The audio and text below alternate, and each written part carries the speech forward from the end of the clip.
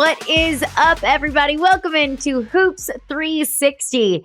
On today's episode of the show, Sandy Brondello joins us and answers the question as to how she is building the Toronto tempo. Plus, we also break down Caitlin Clark's comments on the WNBA CBA negotiations that are still ongoing, and we get into a little bit of college hoops talk. They say that you are what your record says you are, but is that necessarily true for a bunch of teams that we're keeping an eye on in the NCAA? All of that plus so much more. And as always, make sure to send those questions, comments, concerns, all of the above into hoops360 at yahoosports.com. We'll make sure to get to as many of your questions as we possibly can. Let's get into it. We're not going to leave Sandy Brondello waiting. She is a legendary WNBA player. She's won championships with both the Phoenix Mercury and the New York Liberty. And now she is the inaugural head coach of the Toronto Tempo. So we welcome in head coach Sandy Brondello. Sandy Brondello, the inaugural head coach of the Toronto Tempo, joins us on the show. Coach, thanks so much for your time. And I do want to talk about all things Toronto, your off-season plan, the CBA. So many pivotal moments of the WNBA are, within the next several weeks. But before we look forward, I do want to look back. It was just a couple of months ago where your contract in New York was not extended. Now that we have had a couple of months to kind of think on it, your future in Toronto is solidified. How do you feel about how things ended with the Liberty? Look, I think, first of all, I had 4 great years there. We were able to bring the first WNBA championship to New York, and that's something I'll always be proud of. I'm very grateful for the opportunities that I had in New York. But look, we're in a professional landscape, aren't we? If people don't think the results weren't good enough, and that's a part of it. And, obviously a little sad to see that door close, but excited about the next one. And as you open up this next door, obviously coaching the Liberty this past season, fresh off of a championship, a team full of vets, versus going into this upcoming season with Toronto, where you have a completely new team, an expansion team joining the mix. How different are your approaches from last year versus this incoming year? It's really different. Number one, we have no players, so we're exploring the market, and we want to put the best team possible that wants to represent Canada, being the first WNBA team. So we're very, very excited about that. I've never coached an expansion team. I think that's what really intrigued me when I took this position. And it's not much we can do at the moment. That we can just strategize and plan and scout as much as we can. And once free agency, the CBA is done, and we can start free agency, we're excited about that. So I don't know what the team will look like. We want to aim big, but we want to make sure that obviously we want talented players. That's a part of it, but we want to make sure that there are always good people as well, and we can build a really strong culture and our new legacy with the new team. So I'm excited about the challenge. You mentioned in your presser that free agency is a big deal, and you kind of mentioned free agents quite a few times. I'm wondering at this point, is that more of a focus for you maybe than a potential expansion draft? Yeah, look, I think we're a little bit different than the Golden State, because with the CBA, all the players had planned for their contracts to be up. So, you're only allowed to pick one unrestricted free agent, I would imagine, and you're not going to be able to do a lot in the expansion draft. So it's going to look different than what Golden State could pick from, because they could pick from players that obviously were under contract, and that's a little bit different when you're a free agent. Still some good players. Yeah, obviously we're doing a lot of work on the expansion draft, and we want to, make sure that we're putting a competitive team on the floor. We know that's always hard as an expansion team, but I think Golden State showed what's possible, and that's what we want to aim for as well. But with us, like up to 75 to 80% of the players being free agents, so it's only natural that we are looking at that free agent market and looking at players that we feel that would want to make that jump to Canada. It's going to be very exciting. I've heard summer in Toronto is pretty great, so hopefully we're going to entice a lot of players over there and start this new journey. You had kind of mentioned what you've done and what you're able to do in the past month when it comes to strategy and scouting. Obviously, CBA has thrown everything into flux. We don't know the rules for the expansion draft. Can you get into more specifics about what you've been able to do on the job for the past month? Yeah, just that. Obviously CBA, that's above my pay grade. So hopefully we get done sooner than later, and we're hopeful of that. And that's all we can aim for. I'm always going to look on the positive side. I think know me, I Cass. I'm do always know going that. to, Yeah. yeah. I'm going to just you control the controllables. It's the same thing I say to the players. All we can do is control what we can control right now, and then that is scouting in the college and make strategizing, because the expansion draft is going to be a little bit different for us because we are competing against another team. So the Portland Fire. So, we have to strategize a little bit. So it's been fun trying to work out what that really looks like. And then obviously just the free agents, but getting our eyes on as many players as we can. And we just have to, be patient. We have to do our work, because once CBA is negotiated, we will probably hit the ground running. So we have to be ready. Yeah. No, nobody ever said growth was easy, and growth in the W, as exciting as it is, definitely comes with some complications. When you look ahead to roster construction, it could be so easy as to just pick the five best players out there and hope for the best. And I know, we all know that's not necessarily how it goes. You need to find five starters that work well together, an entire roster that can mesh well together. What are some traits that you look for to find that balance of a competitive team, but also a team and a locker room that meshes and fits? Yeah, and it's a big thing.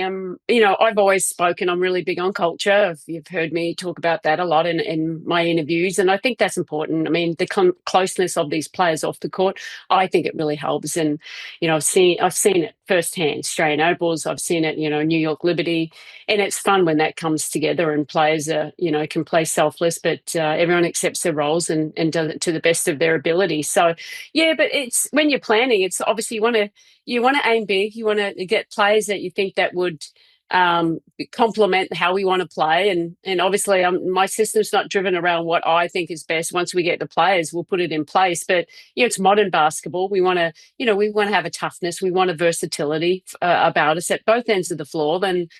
We want shooters, we want playmakers, you name it. You can one-on-one players. So it's just putting the puzzle together about what kind of players complement each other. Now we've got to aim big. We're an expansion team. We have no players, so we don't know what that looks like. Which players are really, really interested in for us for coming, and hope to talk to as many players as we can as we build out this roster. Obviously, you're in a much different situation than Golden State, and you've given the examples of that. But have you tapped into them at all, or really has the Tempo looked at what they've done to maybe replicate it or take some different lessons from it? Yeah, I thought they did a great job. They went international, I suppose. I think and I do think the WNBA will come more international. I think there's so many, especially with expansion, with so many untapped potential over there. So we all got eyes. I think you'll see a lot of teams over there scouring and looking around for scouting all those players over there that haven't never been to the WNBA. But yeah, I'm sure. Look, we've seen what Golden State did. I thought Negley did a fantastic job coaching that team, and you see Veronica Burton put him in. People just need the right opportunity and in the right role, and they can really fulfill their potential. But I thought they had a really tough team, had an athletic team, and they played a really fun, entertaining style. So with the players that they have. So obviously we can learn from what they did, but our challenge is we're competing against another team in expansion, and then obviously free agency is, there's a lot of free agents. So we just got to sell them of the vision, what we have in Toronto. It's so much of that Golden State inaugural year was so impressive. And one of those things was the fact that they were selling out home games, that Golden State embraced that team. You've mentioned the Canadian market a couple of times. How have you seen Toronto and Canadian sports fans embrace the Tempo, knowing that fan support is such a big part of growth? Yeah, no. Obviously, our arena's already been sold out, so that's fun to see. I love that. It's been I've been really overwhelmed with the support from the fans, people that have been reaching out to me. I am on social media, but I'm not always on social media, so I'm not reading all the messages and stuff like that, probably for my own mental health. But yeah, so it's just been overwhelming, the support and just the immediate attention that the team is getting. And I'm not in Toronto at the moment, or transition there before the season. But when I am there, just the people that are all talking about the tempo, and it really is a sports city. All their big arenas are right beside each other. They support each other, and you just saw the Blue Jays, and what that did for their city as well was really exciting.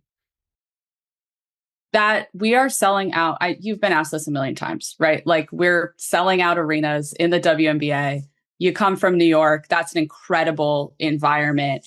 I was thinking, though, I've been talking to people about the CBA and that first one in 99. You were a player around that time. Can you just, what stands out to you about negotiating that first one as you're thinking about, I know it's above your pay grade, but players talking about this one? Yeah.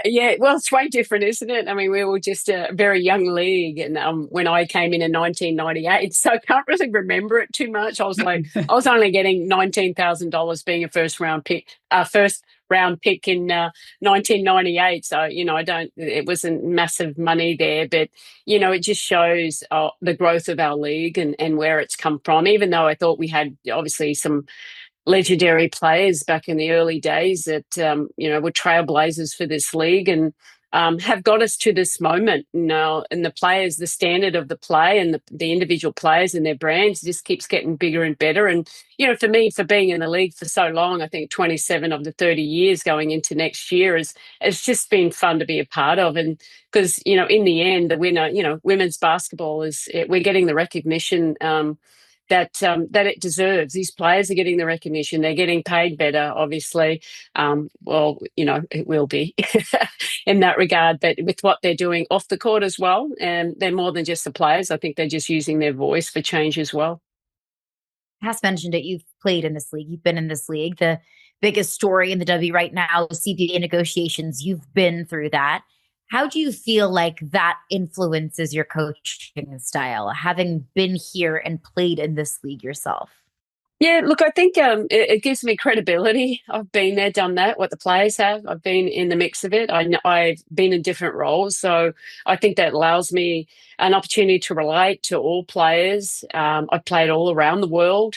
Those things really matter in here. And, we talk about what kind of style you are. Yeah, I suppose I am a player's coach because I was a player. I understand what they're going through. But I also love what I'm doing as a coach. My job is not just to create basketball players, it's to create people, develop people, not create them, develop them.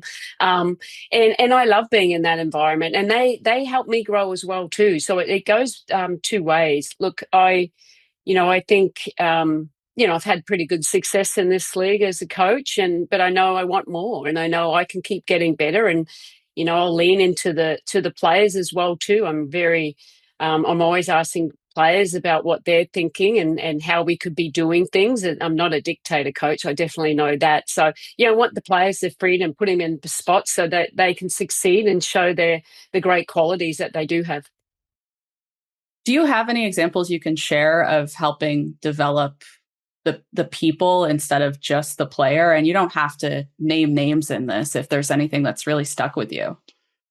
No, I suppose there's been a lot. I've coached obviously Australia as well, at the highest level, and I feel hopefully if you'd speak to the players I have coached, they would tell them that how I've impacted them and in a positive light. And I try to pour into them. I think I give them as much confidence as I can, because I think that's important. I think when someone believes in you, you can go that extra mile. I think I build relationships really well to show that I do really love and care as a part of my coaching style, so that I can I hold them accountable, and they know that's for a reason when I do that. Going back to Brittany Griner, I suppose, was the very first there. I just really loved our relationship. We're still close to this very day, and just how, poured into her, trying to develop her, and, just love being around her. But there's been so many. I mean, Penny Taylor, Lauren Jackson. It's just been a lot, and it doesn't matter how young or old they are. I mean, I just try and connect to them on their level and get to know them on a personal level, because I think that gives me and they get to know me. It goes both ways. So, because what you see is what you get. This is who I am. I'm very authentic, and I say that all the time. My personality doesn't change. Yes, I can still get angry on the court, but I'm always about solution based. I'm not blaming, and I'll take all the blame. And I think that's how it should be. But real special relationships which are lifelong. And I think as a player, that's the biggest thing for me. My friends that I played with in Australia, I just got back from Australia. I mean, they travel with me around on all my scouting trips here too. It's that camaraderie, and that, you go through so much that's really special. And this is what the game of basketball gives us. Yeah. And you've had so many wonderful experiences in the US, overseas, whatever it might be. How do you feel like your experience and your specific style as a coach fits being the head coach of an expansion team in a growing league? Yeah, look, obviously, number one, I've obviously won some championships in this league, so hopefully players they should already know what I'm about. I think you've seen growth of the players that I have had. I've had great success. I'm going to put pressure on myself here. I've been in the playoffs every year. I've been as a head coach, and that's hard because our league is really, really talented. Now, I wish I had won more than 2 championships, but there's always, you got to aim for 3. But I think players will be embraced to play a really fun role, and I'll give them the confidence that they can go out there to be their very best. So, but also enjoy the journey, because what we do is hard. I want them to embrace hard.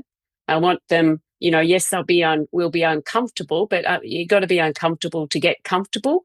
But I think my coaching style, look, I'm going to obviously adapt a system that fits to the play, especially on the offensive side. I think, opening up, I want really athletic and versatile players that can do a lot of different things, not just one-dimensional. And but on the defensive end, they're the non-negotiables, aren't they? That's always the toughness. We want to be a great defensive team and do all those little things well and be connected. So I'm excited. Like I said, I'm excited just to do something that I haven't done before. So, and it's a challenge for me. And I'm not in my 30s or 40s, plus to my 60s.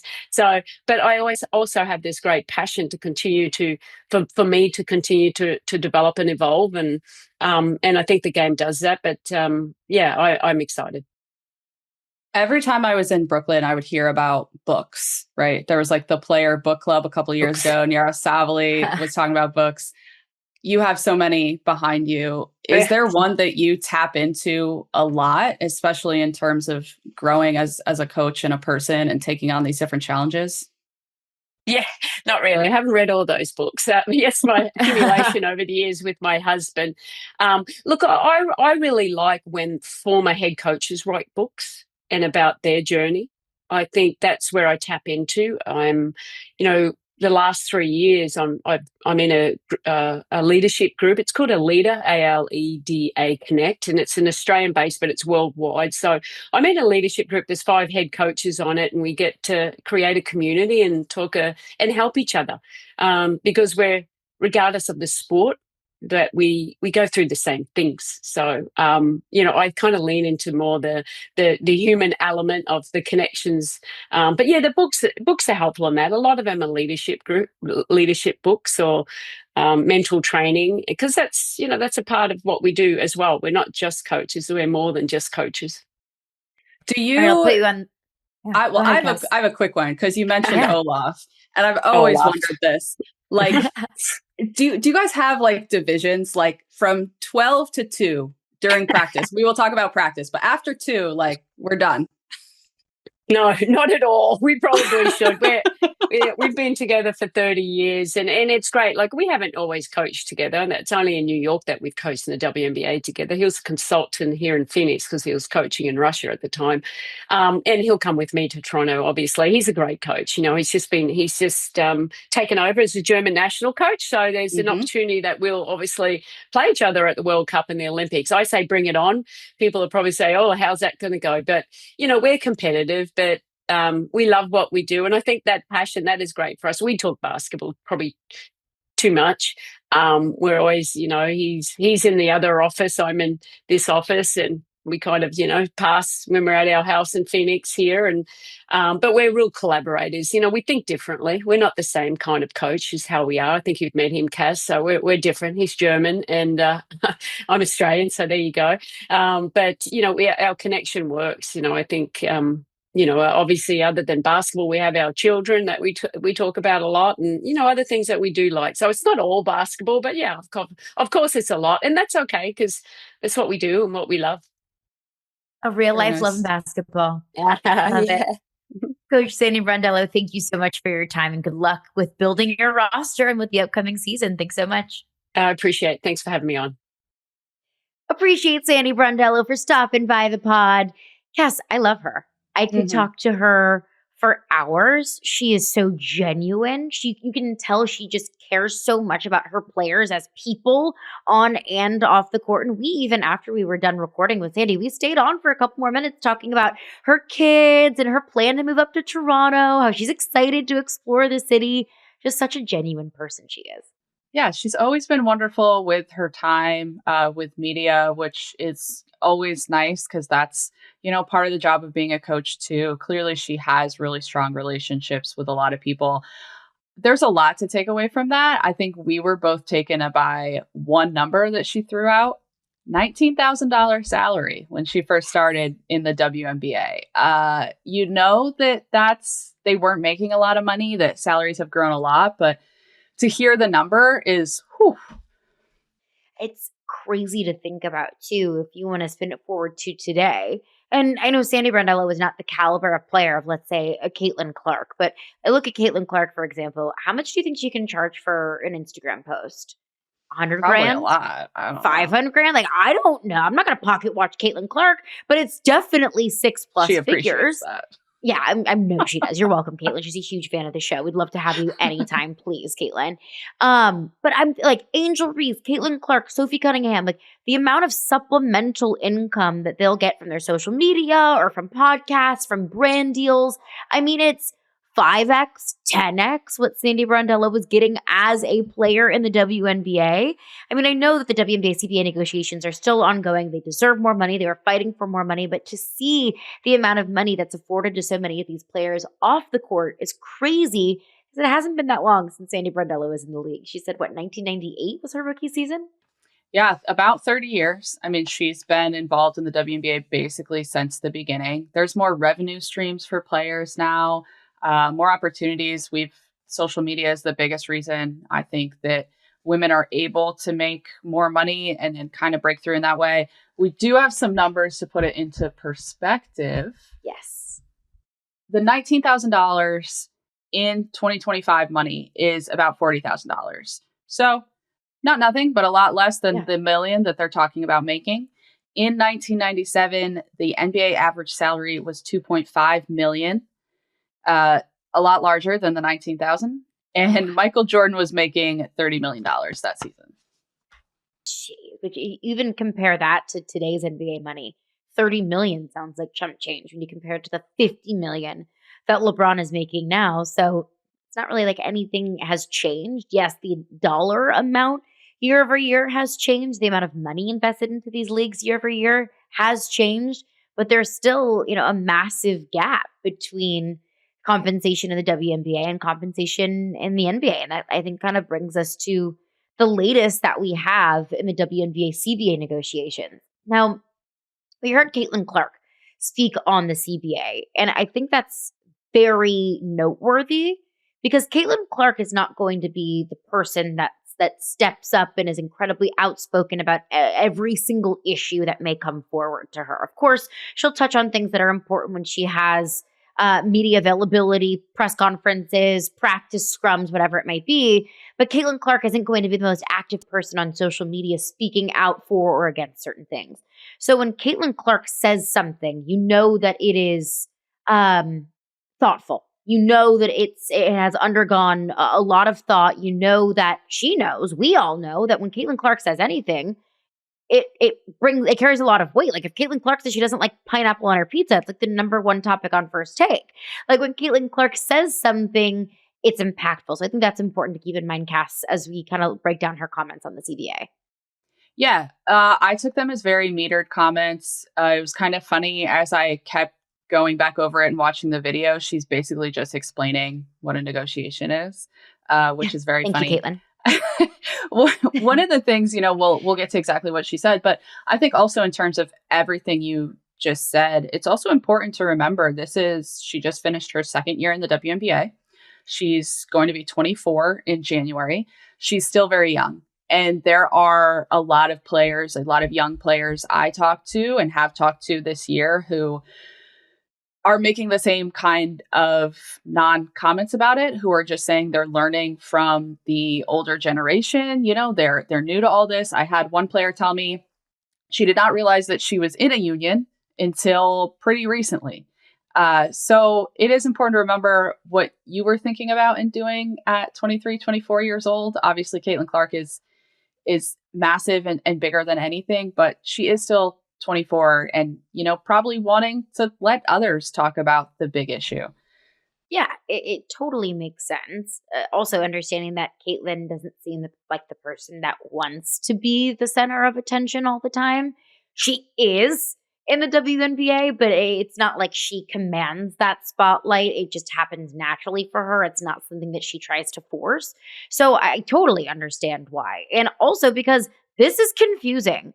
There's a lot of legalese. There's a lot of, economic talk that frankly, I'm not smart enough or informed enough to really understand the gravity of all of it. So I can imagine, if we're doing that, we as people who cover this sport have been talking about these CBA negotiations, every week for the last 3+ months? Like if we're having a hard time, grappling all of this, yeah, I know. It feels like forever. It feels like we've been talking about this our whole lives. But, if we've been talking about this every single week over the last several months and we are still, trying to figure out, okay, what does this mean? What does this word mean? What could the potential, the actions and reactions of this be? Of course, the players are as well when their number one job and their number one prerogative is playing basketball. And that's one thing that Caitlin Clark continued to emphasize in her comments. She said, quote, "This is the biggest moment that the WNBA has ever seen." I don't disagree. I would agree with that. She goes on to say it's not something that can be messed up. We're going to fight for everything that we deserve, but at the same time, we need to play basketball. And that's kind of how I'm viewing these negotiations. I know the players view this as the most pivotal point in the WNBA. 100% agree. The players deserve more compensation than what they are getting with the amount of economic growth of the league. 100% agree. But if we're going to get to a point where we miss basketball games, where the season is on hold, the draft is on hold because of these negotiations, because I feel like that does, I don't want to say irreparable damage to the WNBA, but that damages the league and its reputation around the sports world. So I'm with Caitlin there. The most important thing is playing basketball and also getting these negotiations right. Yeah, that's the little bit of a twist in how Caitlin answered the question versus what we've heard from a lot of players throughout the year, right? There's been talk of we won't play, if it comes down to it. There will be a work stoppage, all this kind of stuff. You had mentioned that, Caitlin doesn't command the attention. Having been around her in kind of just the media circle, like seeing her, reading all of the profiles, everything about her, this is someone who cares deeply about teammates and everyone and wanting to do, what is best for people. And yes, that means getting the deal you deserve. And she talked about that. But also it means for a lot of players, it is very important to keep playing basketball. And as a collective, as you said, we've seen this before in other leagues where when there is a work stoppage, it does impact fandom in a certain way. You feel a certain way, negatively usually, about a stoppage in play. And I think back to, we've mentioned this a lot, Kathy Engelbert talked in 2020 about how important it was to make sure they did not skip a season.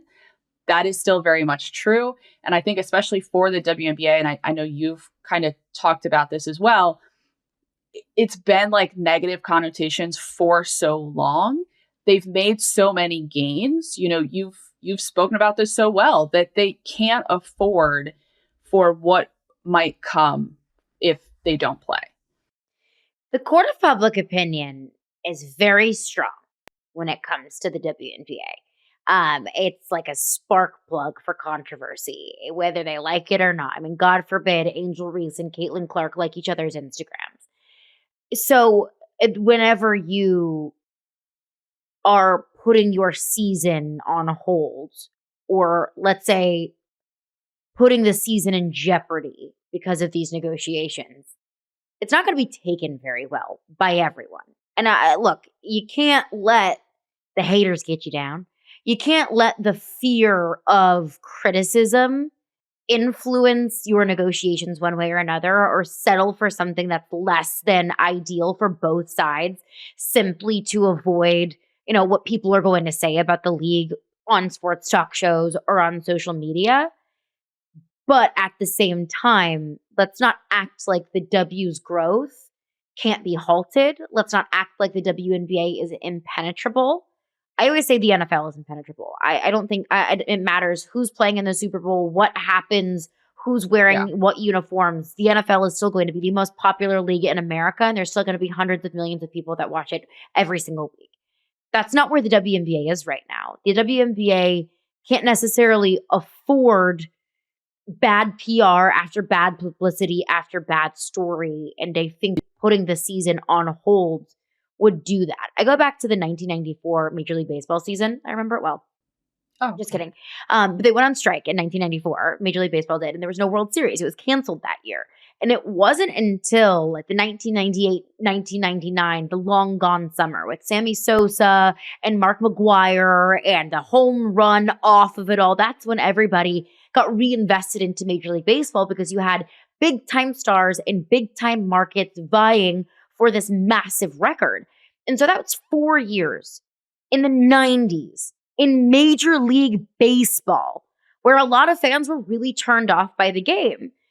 The WNBA doesn't have the same amount of investment or foundation as Major League Baseball. So, don't let me tell you that it's going to hurt the league. Let the history books show you that these kind of strikes and work stoppages do harm to leagues. Yeah, it's also exactly like a game, right? How many times do you hear a commentator talk about momentum, or you're watching the game and that's what you're thinking? Oh, wow, they just stole the momentum. What team has the momentum? The WNBA has the momentum. The league, the players, the owners, everyone. Like Forbes just released their most profitable or most valuable women's teams. And it's mostly the WNBA. They have the momentum. It's just a matter of, to bring it back to Caitlin, like exactly what she said. This is a negotiation. You have to come to a deal that benefits both sides and do what is best for everyone, because everyone can profit if this is done. Yeah. Protect your expansion teams too. That I thought the Golden State Valkyries came in at such a great time, coming off of Caitlin Clark's rookie year, coming off of Angel Reese's rookie year. All eyes were on Paige in the college season, that the WNBA was really ramping up. And the Golden State Valkyries came in and they had such a great plan to promote the team, that they were packing up the house, that the Valkyries were able to build off of the momentum of the year prior. Don't do that to Toronto and to Portland. Two teams that are in women's sports cities. I think Portland is such a great women's sports city. Canada as a whole. I mean, look at the PWHL. That's been gaining a whole lot of momentum. So much investment into the PWHL in a lot of Canadian cities. PWHL is awesome, by the way. If you haven't tuned in, give it a watch. These are two great women's sports cities in deserving markets. Don't halt the growth of those teams, because I do think the next step of WNBA growth is the growth of the expansion teams as well. Not just having them, but the growth and the popularity of them. Yeah, absolutely. And of course, as you said, Caitlin's going to take the headlines. She was not the only one at Team USA camp to be asked about the CBA. Nafisa talked about it and kind of if she expected her comments about Kathy Engelbert to blow up. Skipping over that, she said, we're going to do whatever it takes to get what we deserve. She said, people are seeing, I think, that change needs to be had. It's coming from so many different directions that so many people feel this way. And I think we're just really excited for the future and what that has to hold. And especially with all these different leagues popping up, unrivaled, our CBA negotiations, the future just seems so bright. Actually, she spoke that at Unrivaled availability this week. Angel Reese also spoke about the CBA, said that the players and the union have done a great job making sure we're all together. Quote, we're riding together on everything. I'm preparing for a season like everybody else is, but we have to come to a negotiation. It's really important for us to come to a common ground that we can all agree on. It's all fair and everybody benefits from it, end quote. Fascinating. Do you feel like, because you've been doing such a great job following this and reporting on this over the last several months, do you feel like the tone from the players has changed at all over the last several months throughout the negotiations? Specifically with the Angel Reese quote here, I think her tone has maybe changed a little from the beginning of the season. I think the thing that's always been interesting to me about the tone of the conversation is what things are said in like media availabilities versus how it is presented from the union on social or in statements. I think they may still be far apart, but I think they're closer than they've been. And I think the fact that we are starting to hear about more than just rev share, even though Fee herself said again this week, it is rev share and everything else, that we are hearing a little more about those things kind of makes me think that they're getting a little closer on what's going to happen here, because now it's starting to affect everything else. I agree. And I asked that question because I wasn't quite sure myself if, I'm just reading too far into things, if we're so far into this that I'm just grasping for as many straws as I possibly can. And I don't know if it's just the timeline makes me believe that they should be closer together in negotiations, or if it just feels like they're getting closer. Just to your point, in the beginning, it felt like rev share, rev share, rev share, rev share, rev share. Money, money, money, money, money. Rev share and money. And look, that's still the biggest thing. It should be the biggest thing. That's going to set up a massive leap for the next generation of the WNBA. But we've heard housing kind of pop up. We've heard maternity leave pop up. We've heard hardship contracts start to pop up. And it's, look, money and rev share are the number one things. But there's also like a butterfly effect from there. There's a web away from rev share, away from money of, if we get our certain percentage of rev share here, well, then you're not going to get a housing stipend because you're making 5 times what you were making previously. So I think both sides are coming together. At least it sounds like, if I want to put these pieces together, like the "It's Always Sunny" meme when you have Charlie like putting all the pieces together on the whiteboard, like looking like a maniac. It does feel like, okay, we are understanding the effects of rev share and money and what more money means. And it sounds like they're getting closer together, at least. We should get our graphics team on that. Yeah, we just put our faces on it of like this big web and like picture here, picture there. We've got bags under our eyes because we've been up all night trying to put these pieces together. I feel optimistic. It's going to get done. I think they all know that it needs to get done on a certain level, whether it's the WNBA or any other league. Like, there is a certain level of posturing, right? Like, you don't want to give away your hand publicly. I think it was Kelsey Plum who, again, said this week that it was disappointing how far away they were, or how frustrating it could be, or something like that. Yeah. And I only bring that up because every time I hear that, I think about, and we've said it before, Sue Bird saying, you've made a good deal when you walk away from the table like a little disappointed or a little annoyed, because both sides are doing that. Like, no one is going to win a CBA.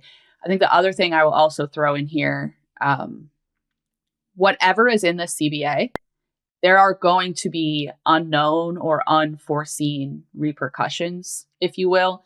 It will go out of date probably very quickly. Women's sports is exploding right now in interest. That's kind of what we've seen in the last CBA. Obviously, the players don't want that. That's why they're fighting for rev share so that they can grow with the business. But there will be aspects of this that don't age well. More money, more problems. I think the W is Fair. learning that the hard way, probably as we go through these negotiations. I'm sure we have plenty more to get into over the next couple of weeks as we start to hear more players touch on the CBA negotiations, as we hopefully, ideally, get a little bit more clarity on what the CBA negotiations are starting to look like. And of course, we will keep you updated with all the latest right here on Hoops 360.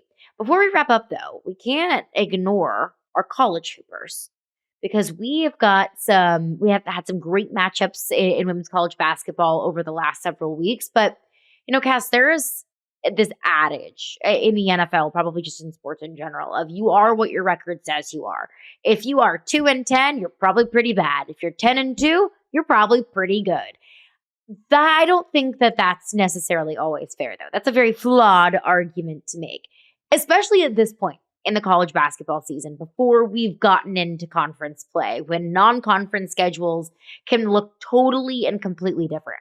So I want to look at several teams, both teams that have maybe overachieved or achieved according to expectation or underachieved according to expectation, and really analyze their resumes. Are they what their record says they are? Or maybe is there just a little bit of fool's gold sprinkled in there? You ready? Okay. Yeah. Okay, let's do Probably it. not, but yeah. We'll get there together. Let's do it together. I want to start with a team whose schedule is always going to be a topic of conversation at this point in the year. You probably know who I'm talking about. Shocker who you're starting with. Let's start out with, I don't know, a little old team named LSU. Because LSU is a top 5 team in the AP poll. They're ranked 5th. LSU is 11-0. But LSU has played one tough opponent. Now, they beat that opponent. They beat Duke 93-77. Duke is another team that we will get into, believe you me. Is LSU what their record says that they are? Or is it more of just a light schedule fallacy? Yes. LSU is what they say they are. I learned in that national championship season that, at the time I was like, you can't just beat up on teams and be a good team. They were. Okay. They hit adversity, I think, in the SEC tournament. That's what they all pointed to. They go on, they win the championship. I think they are what they say they are. I think they will be a contender in the SEC.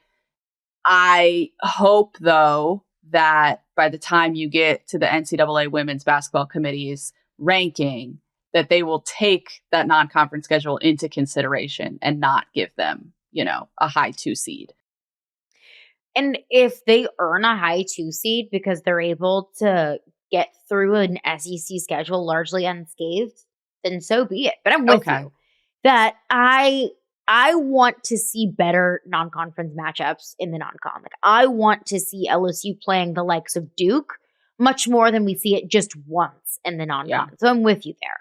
But I'm glad I don't have to sound like the homer in the room, because I'm with you. LSU is is what their record says they are. Is that going to mean that LSU is going undefeated this season? Of course not. They're going to run into South Carolina. They're going to run into Texas. They're going to run into any of these teams that we view as legitimate contenders in the SEC. They're not getting out unscathed. But LSU is the number 1 offense in women's college basketball for a reason. They're averaging 110 points per game. The second most is Oklahoma State with 94. There's a massive variance there. And yes, you can say they're beating up on the bad teams. I know that. But you beat who's on your schedule. And if you beat who is on your schedule by such large margins, the margins that LSU is winning by, that tells me, okay, this team is obviously far and beyond better the competition that they've been facing. So I think that's who LSU actually is. Now, again, there's a value to being battle tested. I think LSU is going to get smacked in the mouth once conference play comes around. But you want that to come around in conference play and not in March. Yes.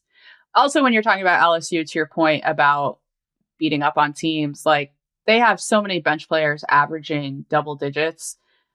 That's where it's going to come in handy, right? And that's why Kim Mulkey schedules the competition. That's why she says she schedules the competition she does, is because she doesn't know what she has.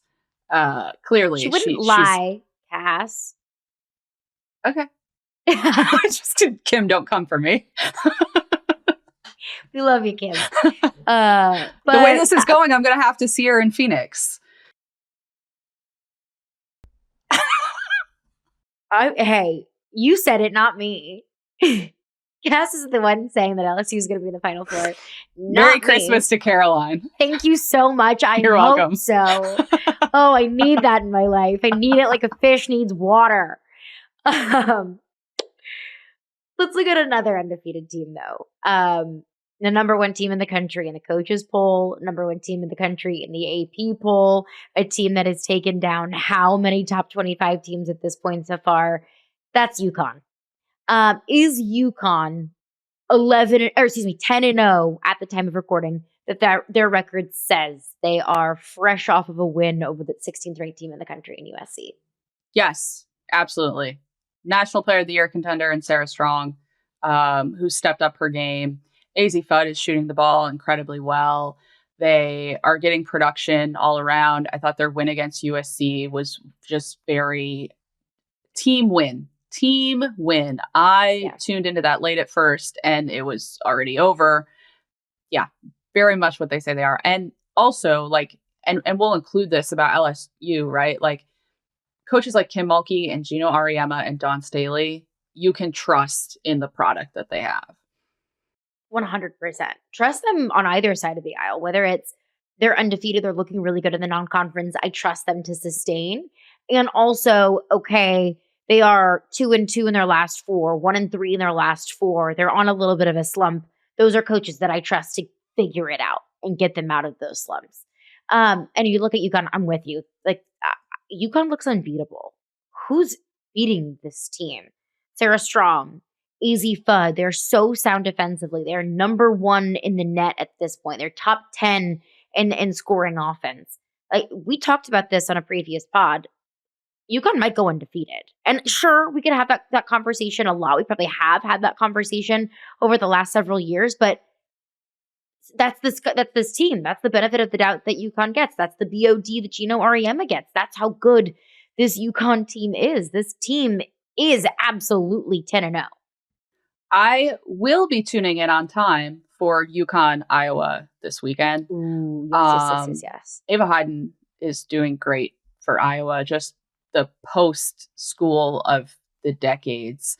And Hannah Stuelke. So that'll be, I think if they absolutely just crush Iowa too, like, yeah.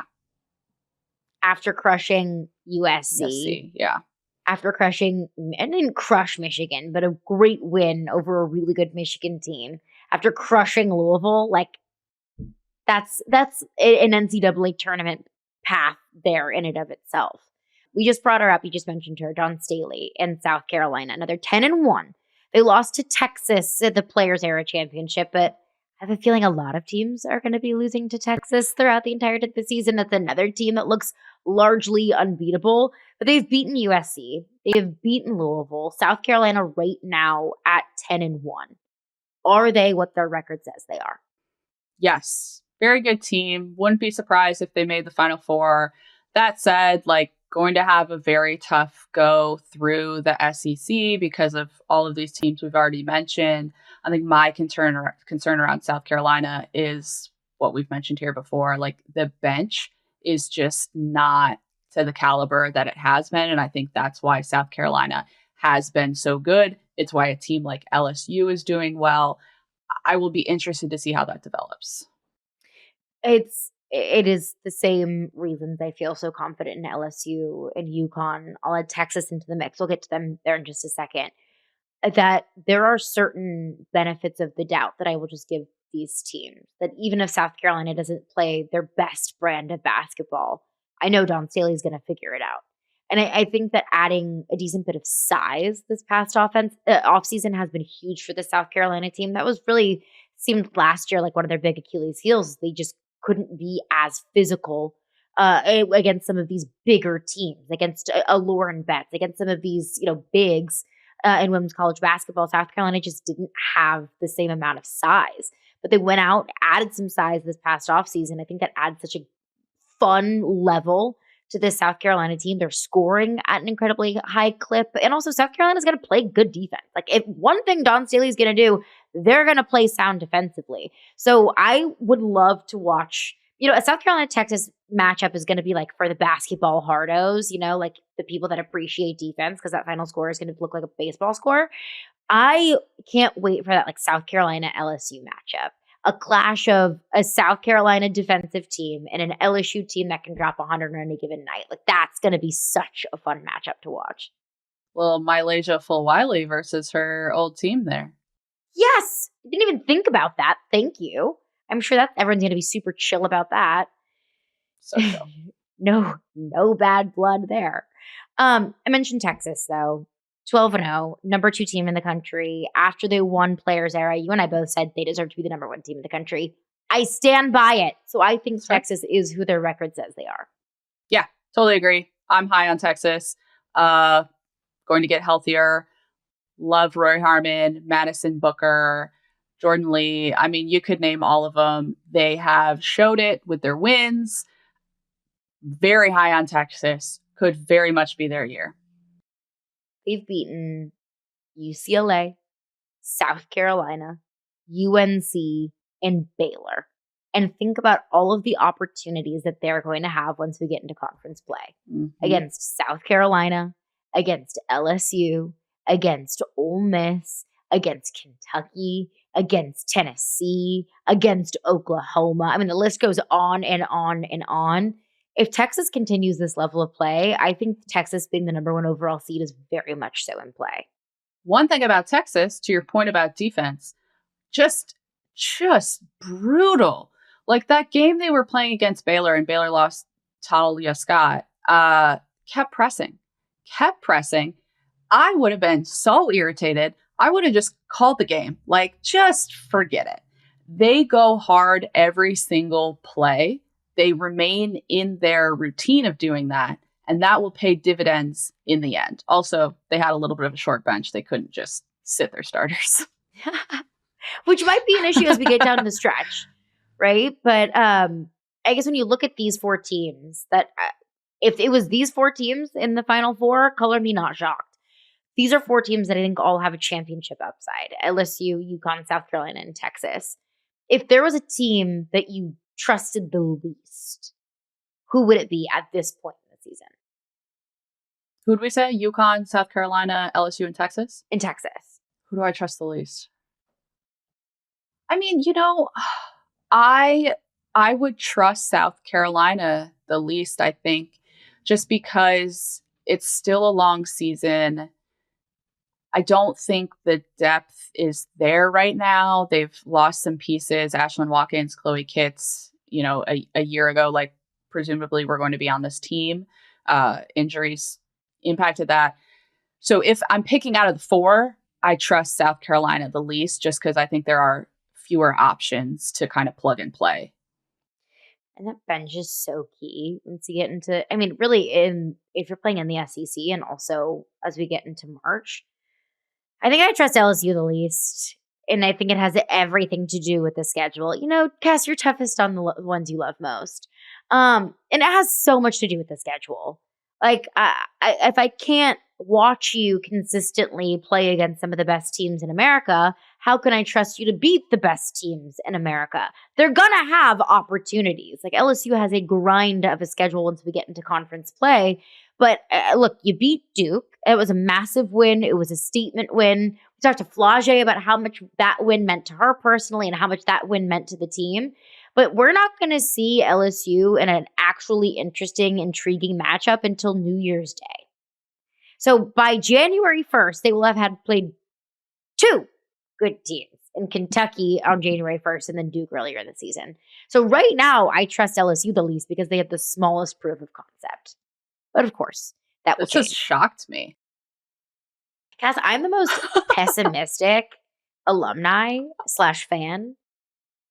Like ever, I don't know if I just prepare myself to get disappointed or if I'm just giving my team tough love. But I'm a very critical fan in every sport, even like beach volleyball. I don't know lick about beach volleyball, but I'm like, girls, gotta pick it up, ladies. Come on.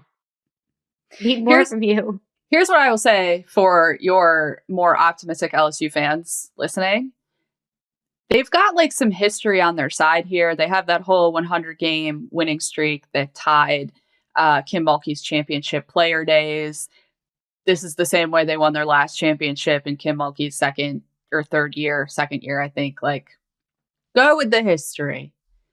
I'll ride with history. I love myself some good historical context. It means nothing, but it is fun. It is fun to talk about. Let's get into some teams that maybe we could debate if they've fallen short of expectation or not. I think USC is an incredibly interesting case study. Once Juju Watkins went down last year with the injury, for me, I think I just kind of put USC into a totally different little compartment in my head of teams that can go on runs. When you lose your best player, one of the best players in the country, that's going to change things for me. You look at USC right now; that they are 7-3. They're still a top 20 team. Look, they lost to UConn. Again, a lot of teams are going to lose to UConn throughout the entirety of the season. Where are we at on USC right now with the context of who they've played, who they've lost to, and who they don't have? I don't think I know enough about USC to feel strongly either way. Yeah. Losing by 28 to UConn, I mean, it's UConn. 17 to South Carolina, you could make the same case, right? Like, they're still a top 25 team, but there's definitely a difference between the top of the teams right now and kind of everyone else.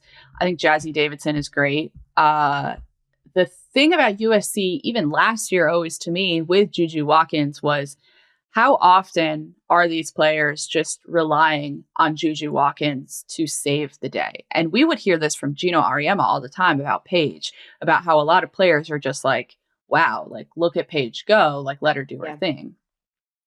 So when you have that and you go into this season, I don't know. I think Big Ten play will be interesting. I think I didn't have the highest expectations for them. So they're just kind of like where I thought they were. I'm with you that I don't want to patronize USC and say, oh, well, just enjoy the ride and have fun. But I feel like this season for USC, so much of it is just house money. If you win a bunch of games, if you go far in the Big Ten tournament, I expect USC to obviously find themselves competing in March. If you win a few games and have fun in the process, then great.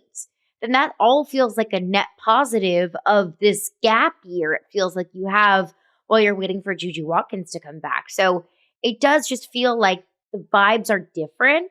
That if USC, let's say gets bounced before the Sweet 16, is that a disappointment? Sure, because when you're a fan of a team, you want to see your team, get far in the tournament and compete against the best of them. But also, what did we really expect? I think Jazzy Davidson has been a really wonderful surprise.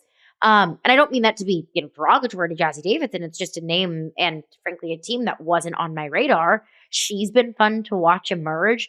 Everything about USC this year feels to me just so much like a gap year, almost. Like, get as much as you can out of it until Juju Watkins comes back and then reevaluate from then. Yeah, build experience for the players you have and hope that it helps you in the long run. What about Duke? Duke is outside of the top 25. They're 4-6. Is Duke, and look, Duke's had an absolute grind.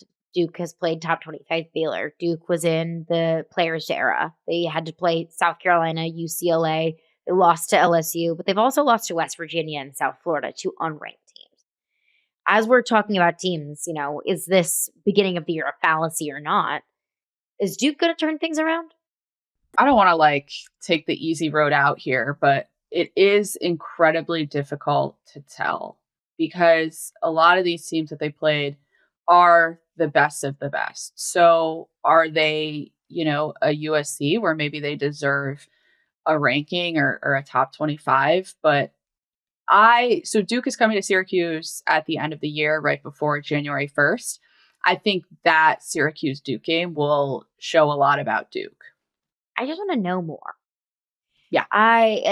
If Duke goes on a run and we start to look at their resume in March, we look at their resume from what they did in November and December and March, we might look at it and say, look, they just needed some time to figure some things out.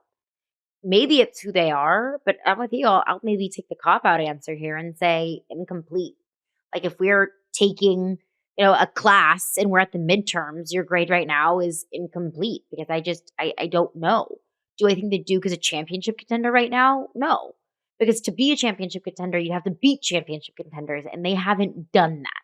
But are they better than what? They're 4-6? Yeah, I think they're better than being sub 500. So I will reserve any bold takes about Duke until the new year, and we can reevaluate once we get into ACC play. We've got several great games upcoming, Cass. I think the two games of the weekend, I'm looking at Louisville and Tennessee. That game is in Knoxville. Louisville just came off of a massive win over North Carolina. Looking at Tennessee, now currently 17th in the AP poll. I mean, Louisville 16, Tennessee 17. It's going to be a great head-to-head matchup. And then Iowa, UConn we have this weekend as well. Any games that I left off or any aspect of those two games that you're taking a look at? No, that Champions Classic in Barclays has the same 4 teams from last year. We could have the same 2 winners because of the way that they match up again this year. That's what I will be doing on Saturday, is checking out these 4 top 25 teams. The game is in Barclays. I said it was in Knoxville. Thank you for the correction. Yeah, those are going to be some awesome matchups. That is going to do it for us today. Remember, we are here for you every single week, so send in those questions and in any of your reactions to the show.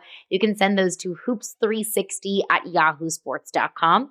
We'll be back next week. We'll do a full breakdown on some of our favorite moments of the WNBA and women's college basketball seasons. You will not want to miss it. It'll be a blast of a walk down memory lane. So we will see you all then.